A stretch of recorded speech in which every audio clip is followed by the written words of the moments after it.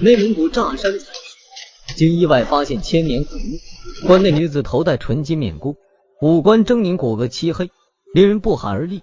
而在簡陋的墓穴中，最奢華的陪葬，怪異的圖騰，這座千年古墓有着無數謎團。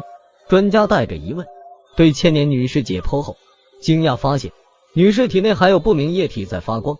專家怒斥道：古人禽獸不如！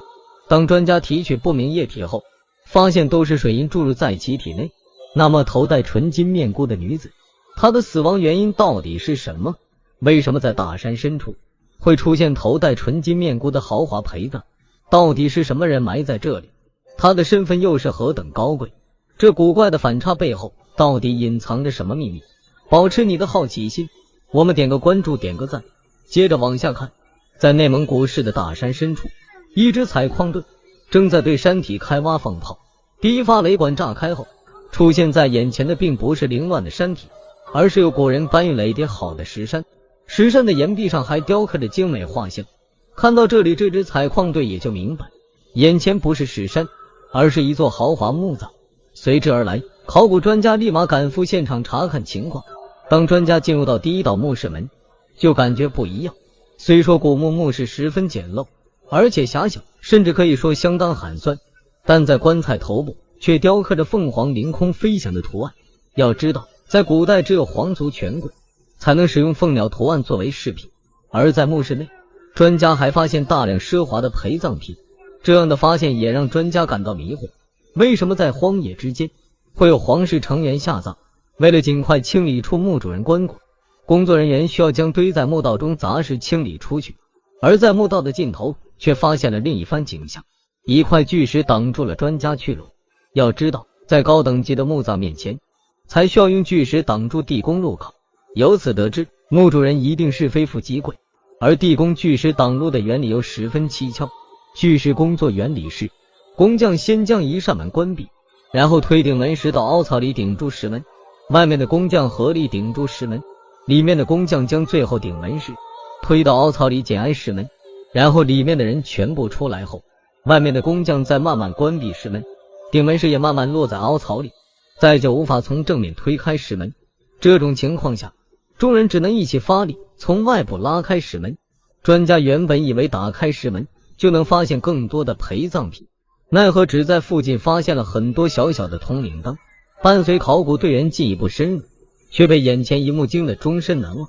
大家沒有看見閃閃發光的寶貝，而是看見一具血紅色棺材赫赫立在中間，上面金色鳳凰猶如看見生人就要起飛逃走的樣子。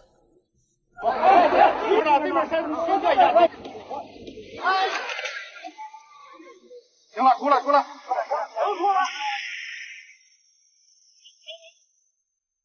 內蒙古炸山採石，經意外發現千年古墓。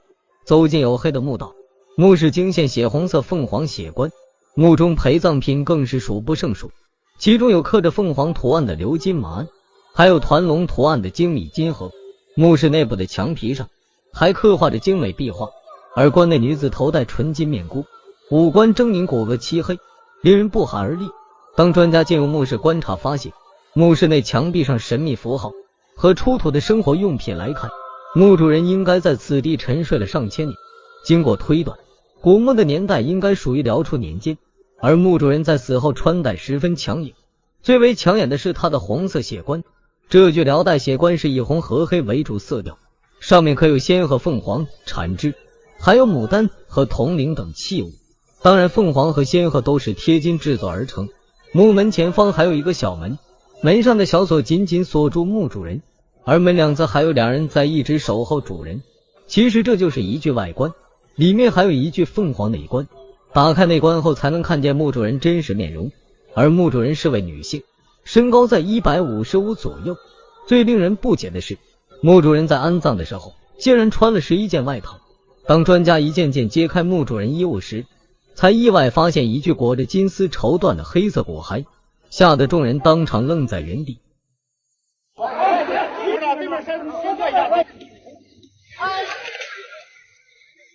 行了，出来！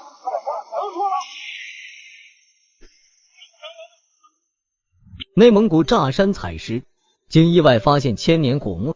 關內女子頭戴純金面箍，五官狰狞，骨骼漆黑，令人不寒而栗。正当專家清理到墓主人腿部的时候，一条长鞭和铜铃出现在众人眼前。可以说，铜铃作为辽代古墓中是不可能出现的，那是象徵神灵，特別是在皇權貴族墓內出現。經過專家翻閱古書，才恍然大悟，為什麼在女墓主棺內需要放置長鞭和鎏金銅鈴呢？因為在遼代時期，哪裡有一種職業叫女薩滿，也就是稱為人與神之間的連接者，我們也稱他為巫師。而墓主人不僅擁有皇族成員身份，還是一位等級制度森嚴的傲孤。隨着專家不斷向上清理，墓主人頭像終於展現在大家面前。這是一具骨骼漆黑，連頭骨臉頰也都全部脫下，可以說這個樣子的骨頭分明就是中毒而亡。那麼墓主人到底是怎麼離世的呢？經過專家對女墓主人骨骼分析化驗得出，女主人死亡年齡大概在30歲左右，可以說是風華正茂的年紀。經過對歷史的研究，在遼代時期，只有遼大祖的女兒是位治國公主，不僅是唯一的公主，也是一名高等級的薩滿。所以說墓主人可能就是史書上記載的治國公主。而從化驗結果來看，墓主人體內至今還留存了很多水銀，那麼說墓主人真的是被人毒死的。不過在很多时候，皇家貴族在死後，後人為了不讓屍體腐爛，都會在死後給他服用大量的水銀，來保持身體永久不腐。而這位墓主人是被人所害，還是死後被人服用水銀也不得而知。據歷史記載，在遼國稱帝期間，發生過皇室內部政權事件，而墓主人的丈夫也在其中。原本古代都是夫妻合葬，而墓主人卻獨自被葬在荒山野地。叛亂失敗後，丈夫自殺，公主會不會被父親密謀刺死，又或者是畏罪服藥而亡？